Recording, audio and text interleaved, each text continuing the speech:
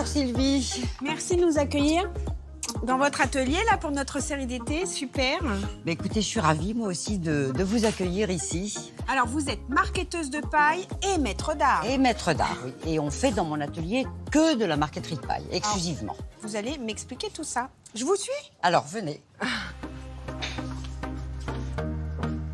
Alors là, c'est là où vous travaillez, vous. C'est mon établi, sous l'œil de mon grand-père. C'est grâce à lui que je suis dans la paille, c'est grâce à lui que je suis sur la paille et c'est grâce à lui que j'ai découvert cette matière extraordinaire. C'est vraiment de la marqueterie. C'est comme du frisage ou comme de la marqueterie de bois, c'est-à-dire qu'on colle la paille bord à bord avec une colle à bois. Et ce qui est extraordinaire dans cette matière, c'est qu'il n'y a pas de vernis. Il y a un vernis de silice naturel dans la paille. Aucun des objets que vous voyez ici ne sont vernis. Et la paille a un miroitement extraordinaire avec la lumière. Donc il faut jouer beaucoup sur le sens dans lequel on va positionner la paille pour qu'elle attrape la lumière de façon différente. Chaque nouvel objet demande une nouvelle réflexion. Il y a toujours la même technique, mais vous devez avoir vos petits plus. J'invente à chaque fois. Dans la restauration, j'ai vraiment appris. Et maintenant, j'essaye d'adapter toute cette technique. Ce qui est amusant, c'est de trouver des nouveaux motifs. De faire des choses très contemporaines, comme du camouflage, comme des objets très cinétiques, où on peut vraiment faire bouger la paille. Donc c'est passionnant, voilà. Moi, vraiment, je me lasse pas. Vous vous éclatez dans votre... Ah, je m'éclate.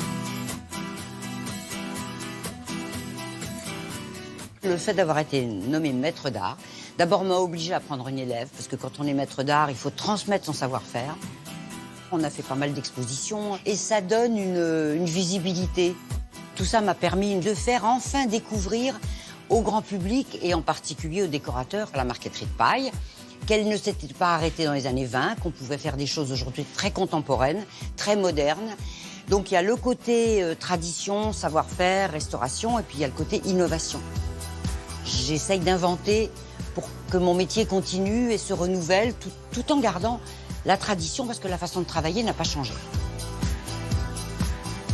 On a une très belle exposition avec 15 maîtres d'art au Musée national de Tokyo en septembre. On est reçus comme des trésors vivants. Donc moi, je travaille depuis déjà presque 6 mois sur une pièce qui est un meuble à 3 tiroirs, mais avec des motifs en relief, du vrai relief accentué par la façon dont la paille va être posée sur les reliefs. En France, on a une grande tradition de l'artisanat d'art.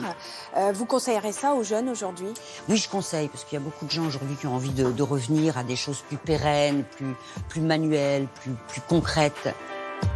C'est en même temps toujours de la paille que je colle. Je colle des brins de paille côte à côte depuis 30 ans, mais je me lasse pas. Merci Sylvie.